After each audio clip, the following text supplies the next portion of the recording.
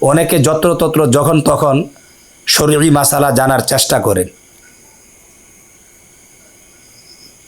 সময় মতো তাদেরকে জবাব না দিলে তারা দোষারোপ করতে চায় যে এলেম গোপন রাখে। এই ব্যাপারে ইসলামের নির্দেশনা হলো, হাদিস শরীফে বলা হয়েছে, হযরত আবু হুরায়রা রাদিয়াল্লাহু আনহু থেকে বর্ণিত, তিনি বলেন, মান সুইলা আন ইলমিন, যে ব্যক্তি এমন এলেমের ব্যাপারে জিজ্ঞাসিত হয়, আলিমাহু, যেটা সে জানে, সুম্মা কাতামাহু, এরপরও সে এটাকে গোপন রাখে, উলজিমা ইয়াউমাল কিয়ামাতি বিলিজামিন মিন নার, তাহলে তাকে জাহান্নামের আগুনের লাগাম পরিয়ে দেওয়া হবে। এই হাদিসের আলোকে বোঝা যায় আল্লাহর নবীর এলেম শরঈ বিধান এটা গোপন রাখা উচিত নয়। কারণ সবাই যদি এলেম গোপন রাখে তাহলে এমন একটা দিন আসবে ইসলামী শরিয়া গোপন রাখার কারণে, অপরের কাছে না পৌঁছার কারণে এই এলেমটা এভাবেই কি চলে যাবে। এটা কোনোদিন ইমানদারের কাম্য হতে পারে না। অবশ্যই শরীয়তের বিধান কেউ জানলে তাকে বলে দেওয়া, অথবা নিজের স্বতঃস্ফূর্তভাবেই কি দাওয়াতের নিয়তে বলে দেওয়া।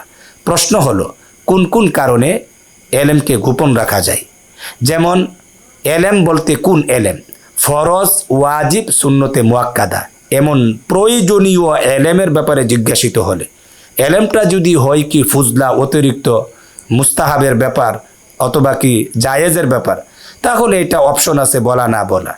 এলেমের গুরুত্বের বিবেচনায় ফরজ, ওয়াজিব, সুন্নতে মুআক্কাদা যদি হয়, অবশ্যই এমন এলেম বলতে হবে জিজ্ঞাসার পরে। দ্বিতীয়ত কথা হলো, গোপন করার এর মানে কি? কোনো ব্যক্তি যদি এই নিয়তে গোপন করে যে আমি যদি এলেমটা বলি তাহলে তার মর্যাদা আমার থেকে বেড়ে যাবে, অথবা অপরে যিনি জিজ্ঞাসা করেছেন তাকে তুচ্ছ তাচ্ছিল্য ভেবে অহংকার বশত বলতে যদি না চায়, অথবা যদি অবহেলা খামখেয়ালি মনে করে এইভাবে যদি গোপন রাখতে চায়, ইত্যাদি কারণে যদি কোনো ব্যক্তি গোপন রাখে তাহলে অবশ্যই সে এই শাস্তির আওতাধীন, হাদিসে বর্ণিত শাস্তির আওতাধীন সে চলে যাবে। কিন্তু আমাদের জানতে হবে এমন 5টা পয়েন্ট আছে যেখানে এলেম গোপন রাখা যায়। এর মধ্যে একটা হলো, যিনি প্রশ্ন করেছেন জানার জন্য, ওই প্রশ্নকৃত বিষয়টা তাৎক্ষণিক তার প্রয়োজন থাকতে হবে। সে হলো 7 বছর নাবালেগ বাচ্চা, সে যদি স্বামী স্ত্রী সুলভ কি আচরণ হবে বাসর রাতের সেটা জানতে চায়, এটা কি তার জন্য বলা ফরজ? না। যিনি জানতে চাইবেন ওই মাসালাটা তার জন্য তাৎক্ষণিক প্রয়োজন হতে হবে, তাহলে তার বলতে হয়। দ্বিতীয়ত কথা হলো, যিনি প্রশ্ন করেছেন জবাব দেওয়ার পরে এই জবাব বোঝার যোগ্যতা তার থাকতে হবে। যদি তার যোগ্যতাই না থাকে, আমি এই বলার কোনো মানে নেই, এমন প্রেক্ষাপটও গোপন রাখা যায়। 3 নম্বর কথা হলো, যিনি প্রশ্ন করেছেন উনি শিক্ষার নিয়তে প্রশ্ন করতে হবে। তিনি যদি ট্যাটনামি আর আলেমকে যদি আটকানোর নিয়তে প্রশ্ন করেন তাহলে এমন প্রশ্নের জবাবও কি দেওয়া জরুরি না। 4 নম্বর কথা হলো, যার কাছে প্রশ্ন করা হয়েছে তিনি ছাড়া যদি অন্য কোনো ব্যক্তি এই সমাজে থাকে বলনেওয়ালা, তাহলে উনি না বললেও কোনো গুনাহ হবে না। কেউ নাই তাহলে তাকে বলতে হবে, যেহেতু কেউ বলার লোক নাই। আর উনি ছাড়া আরও হাজারো ব্যক্তি যদি থাকে তাহলে ওনার জন্য এটা কর্তব্য বর্তায় না, না বলারও অপশন ওনার আছে। অন্যরা যেহেতু আছে আপনি শিখতে পারবেন। 5 নম্বর কারণ হলো, যার কাছে প্রশ্ন করবেন ওনার কোনো শরঈ উযর না থাকতে হবে, এমন কোনো তীব্র প্রয়োজন না থাকতে হবে, অর্থাৎ অবসর উনি থাকা লাগবে। আপনি এমন মুহূর্তে প্রশ্ন করেছেন তার একটা শরঈ প্রয়োজন রয়েছে, ট্রেন চলে যাচ্ছে, ইতিমধ্যে আপনি প্রশ্ন করলেন, উনি জবাব দিবে কীভাবে? এই জন্য এটা সম্ভব না।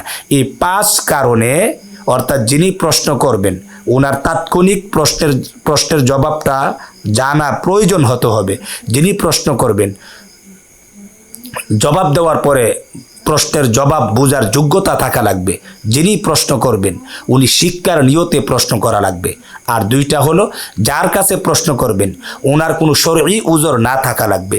যার কাছে প্রশ্ন করবেন তিনি ছাড়া অন্য কোনো বলনেওয়ালা এই সমাজে আর না থাকা লাগবে।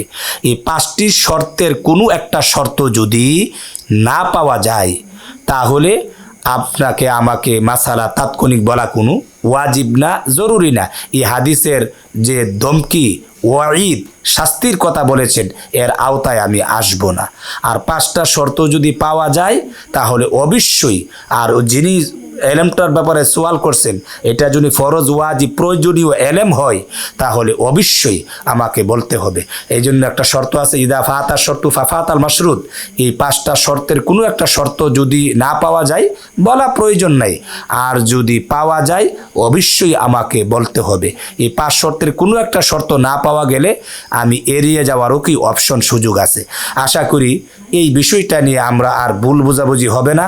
কারণ অনেকেই প্রশ্ন করার পরে জবাব না দিলে বলে, আপনি প্রশ্ন করার পরে বলছেন না, আপনাকে তো জাহান্নামের লাগাম পরিয়ে দেওয়া হবে, আপনি এলেমকে গোপন রাখলেন, আপনি এলেমকে বলতে চাচ্ছেন না, ইত্যাদি বলে গালিগুলোজ করে।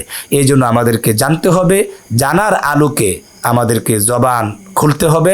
আশা করি আমরা বিষয়টা বুঝতে পেরেছি। আসসালামু আলাইকুম ওয়া রাহমাতুল্লাহ।